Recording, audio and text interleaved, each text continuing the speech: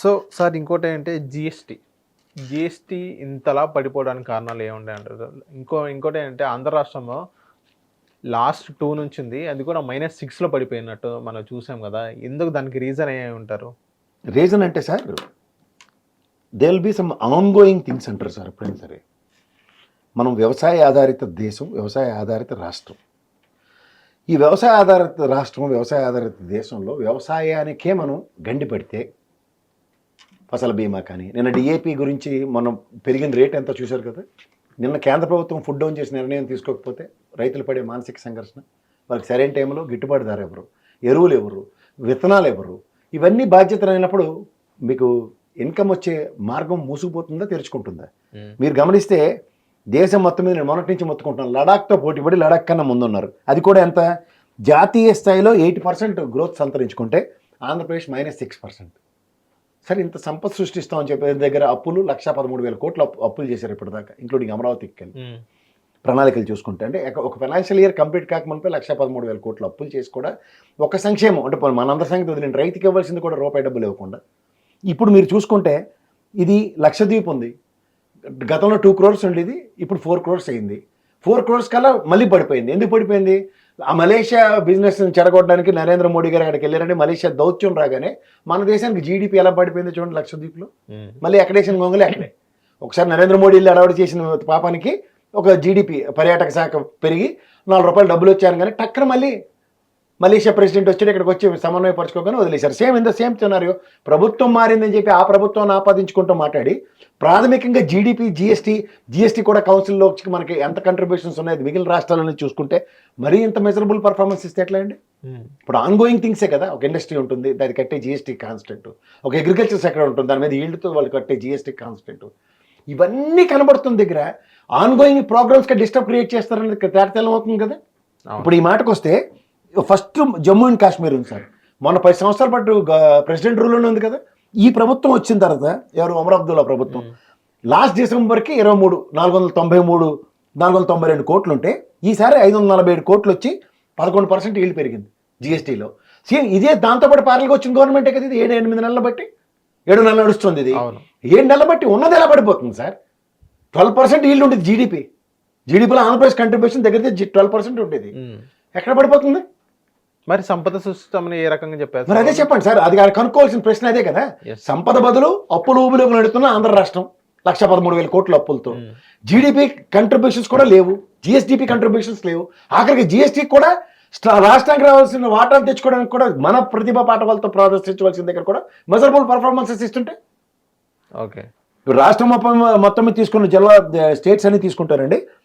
The measurable performance ఏది ఏవేవి ఉన్నాయి తెలుసా అండి? లక్షద్వీప్ ఒకటి, అలాగే -27%తో అరుణాచల్ ప్రదేశ్ ఉంది. ఆంధ్రప్రదేశ్ అరుణాచల్ ప్రదేశ్ రెండు చూడండి, ఇది -6%, అది -27%.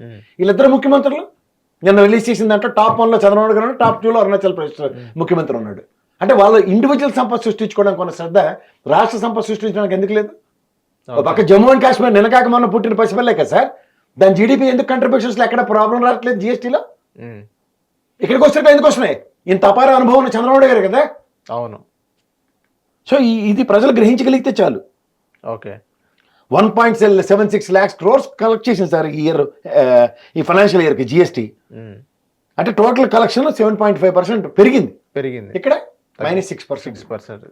అంటే ఈజ్ ఆఫ్ డూయింగ్ బిజినెస్ #1 గతంలో. ఇప్పుడు ఏంటంటే జగన్మోహన్ రెడ్డి గారి ప్రభుత్వం అలా ఆక్షేపించుకుంటే ఆయన ఆఖరికి అగ్నిపునీతిలో ప్రతి దాంట్లో తేటతెల్లం అవుతున్నారు విత్ స్టాటిస్టిక్స్.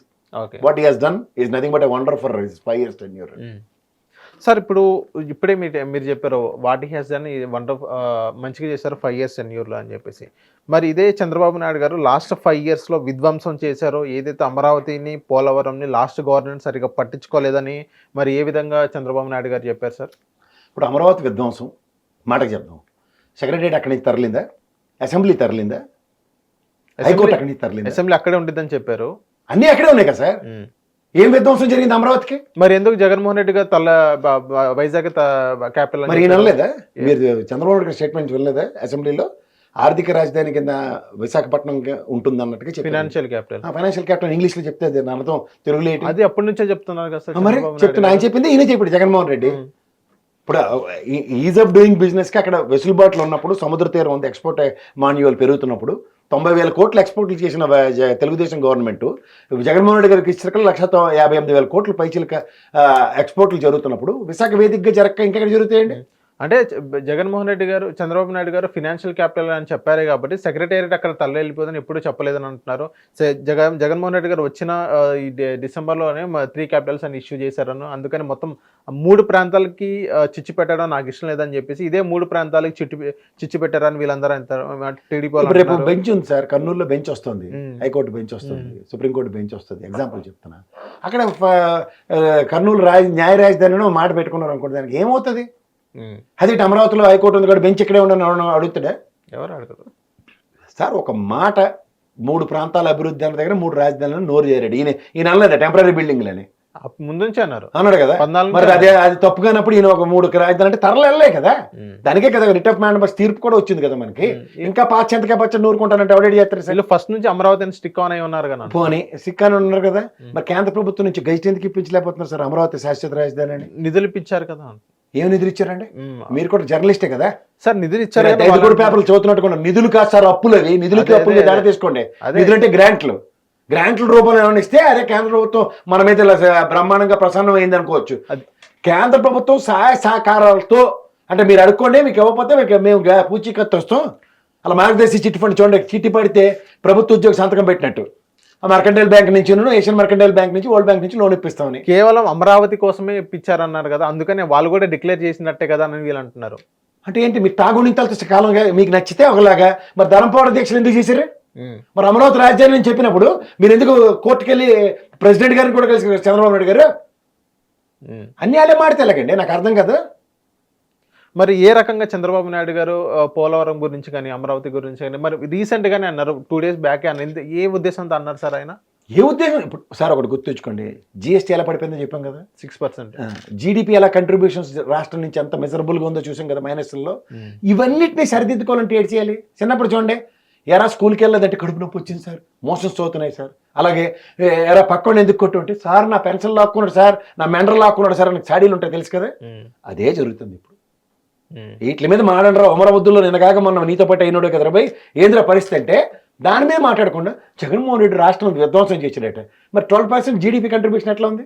సారీ, జీఎస్టీ కౌన్సిల్లో 12% ఏపీ స్టేట్ స్టేక్ ఎలా ఉంది? ఓకే, సో ఇవన్నీ మాట్లాడితే బాధ వస్తుంది. హిట్ టీవీ యాప్ ని డౌన్లోడ్ చేసుకోండి. ఇందులో short news, live news, entertainment movies అన్ని అవైలబుల్ గా ఉన్నాయి. Please download hit TV app. Hit TV app. Hit TV app ని ఫ్రీగా డౌన్లోడ్ చేసుకోండి.